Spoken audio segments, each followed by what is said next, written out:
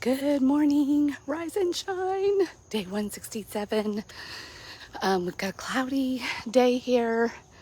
We're still going to see the sunrise through the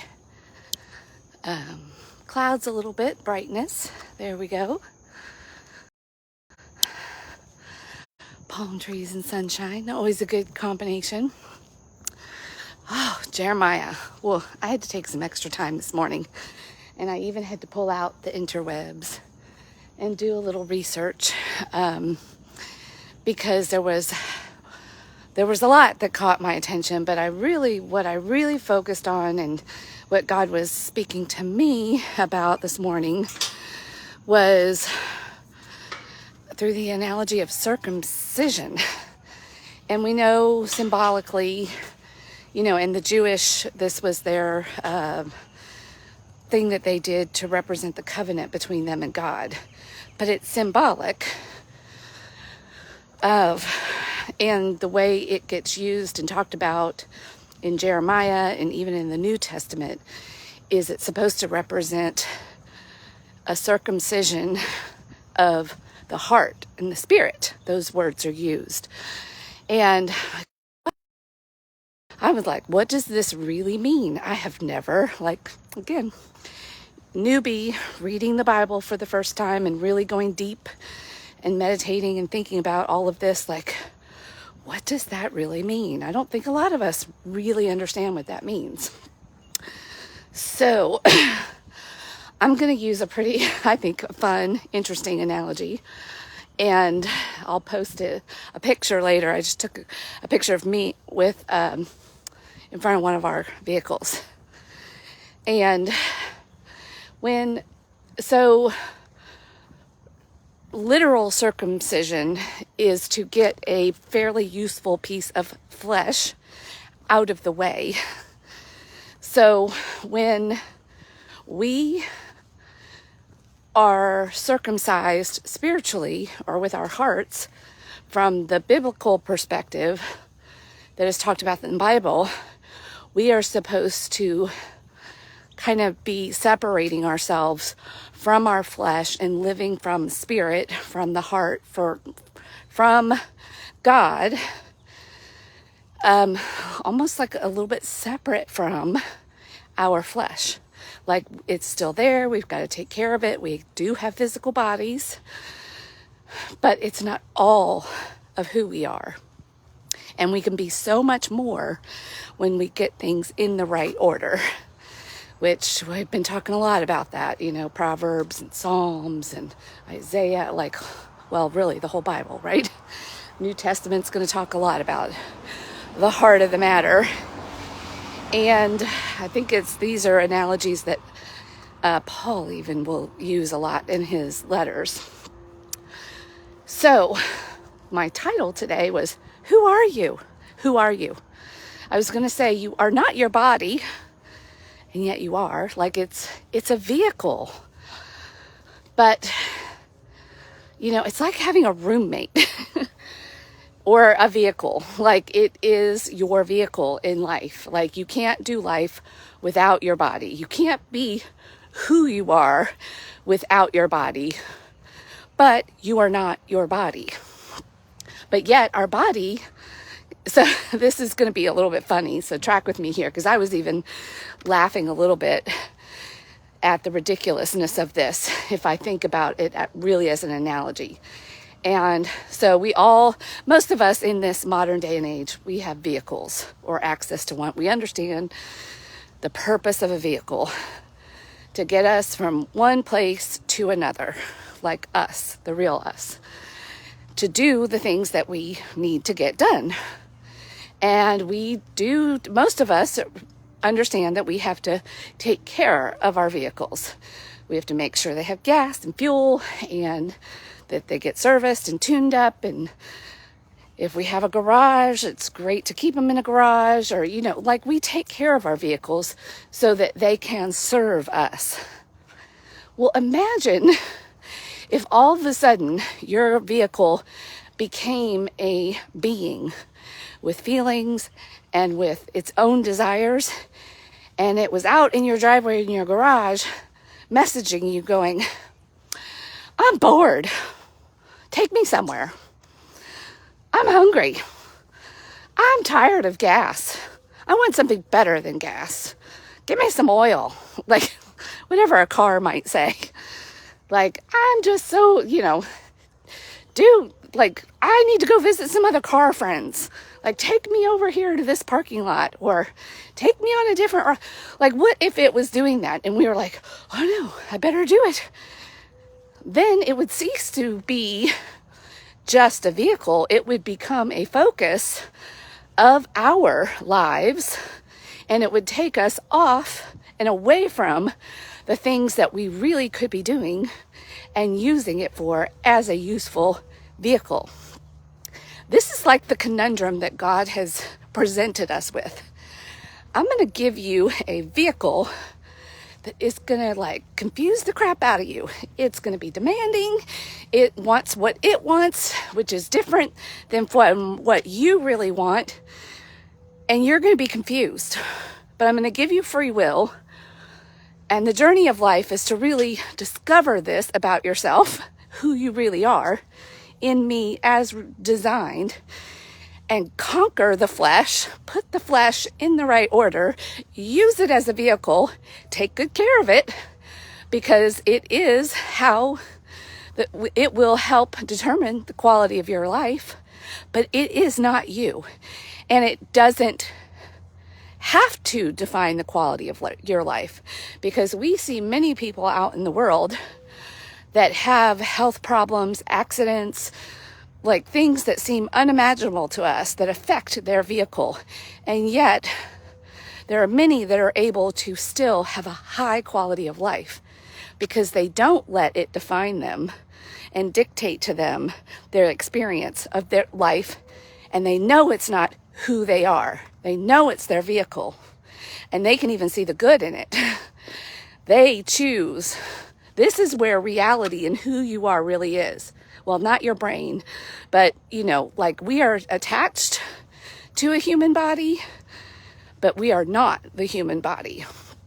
But the human body, in order to live, move, breathe, all the things, has its own needs and its own desires. So imagine if you had a vehicle, if all of a sudden your vehicle started going, hey, I'm bored. And then you were like, oh no, I need to go take care of the car and do all the things that the car is asking me to do. Seems kind of silly, right? And yet, this is what we do with our physical bodies. This may even help me make a couple of breakthroughs. As I was thinking about this, I was like, oh yeah, I totally do this. Like it feels so immediate, so urgent, so real. And yet academically, like I know, I'm like, well, I've had enough food today. I'm not going to die of starvation here. I've had sleep. I know I could do this without, when we feel tired or when we've been doing a lot and we know we have gas left in the tank, we can still go do the thing, but yet we're like, oh, like all the things. We even drink alcohol like cars do. But it's good for cars. It's not good for us. We do things that actually hurt our body that we wouldn't even do to our cars because it just feels so real. We've got this inner roommate that has its own needs and that is just loud and obnoxious, and we think that is us. And we think that we need to respond to every little message and take care of it. Like, oh my God. So if you can separate or circumcise yourself and give the heart, the essence, the spirit, whatever words you use, of who you are to the creator of who you really are, and visualize yourself as that person that is using the vehicle to do all the things that they can do in the world versus serving the vehicle and being a slave to the vehicle. It needs to be the other way around. And we need to be able to, in those moments where the car is like, rah, rah, rah, I need to do this, say, you know what? You don't actually need that. We're fine. As a matter of fact, we need to probably do the opposite. We need to rest. We need to connect. We need just bare, maintenance. We need good fuel. We need whatever it is. Like, we know what we need. This is why in the Bible, all over the place, why do I do the things I don't want to do? And I do them anyway, and that I know aren't good for me. And the humans, God yelling at the humans constantly through his prophets, like, what is wrong with you people? Because they are listening to their cars. And they are being enslaved by their cars. And they're missing out on all the things that their cars really designed to serve them and help them do.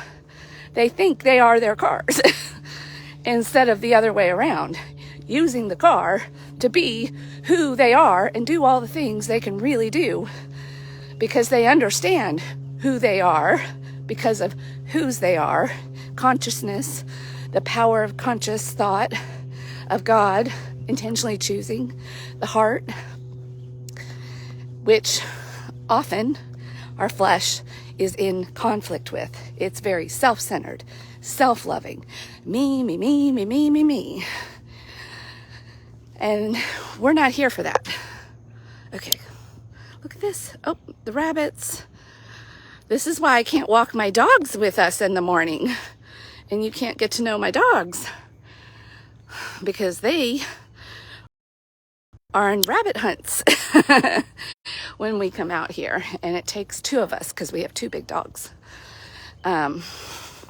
So anyway, that is the message from Jeremiah this morning about circumcising your heart, separating and realizing and putting in its proper place and utility of our physical bodies and freeing you, the real you, to stand up and do what you are called to do, and using the body as a vehicle. So we do need to love our bodies and take care of our bodies just like we would our car if we want it to last. But you are not your body. You are not every little thing that it's screaming for, or that it even gets its ego hurt over, and that all the dramas that we get caught up in. Can you imagine? Like, really, do the mental exercise like I did this morning. Imagine your car if it just all of a sudden became its own thing, an own living being with feelings, and started demanding things of you. And if you listened to those demands, it would cease to be a useful vehicle for you, wouldn't it? You might be tricked into thinking it is. It would be so dramatic, and you get caught up in the drama of it, and like, oh, I'm doing all these important things, and blah, blah. And really, you've become a slave to another being. And you're not now using the full capacity of what it is meant for. You've stopped going and doing all the things that you could do before when it was just a car and you understood the right relationship with it. And you were the one in charge. You, who are you? You are not your body. I'll tell you that. It is your vehicle. And and some of us care about our vehicles more than others. Nothing wrong with that. As long as that's not in and of itself the point of your life. And responding to other people's vehicles. That's what happens when we're all operating from this place. Like chaos. And that's what it feels like. We know this. And we're like, hey, like I don't think this is how life is supposed to be. And yet we're doing it because it just seems like, oh, I've got to do whatever's being told to me. So anyway, my deep thoughts this morning on circumcision and how we can take it to an analogy of a car, and knowing that we're separate though. Like, I think it's a good analogy though, because we understand we are separate from that. And that it is a vehicle. So if you can apply some of this insight or this analogy to you, yourself, and your relationship with your body, then you could free your heart up and your mind and your spirit to be what it's really here to be and do. And stop treating it like it is the main thing and running the show. All right, I'm out. Rise and shine, people. It's a Friday, woohoo! And or whatever day of the week it is for you, and whatever year, go make it a great day. And think about who you are and who you're being, and put things in the right order. I know I'm going to have a different day because of it. All right, bye.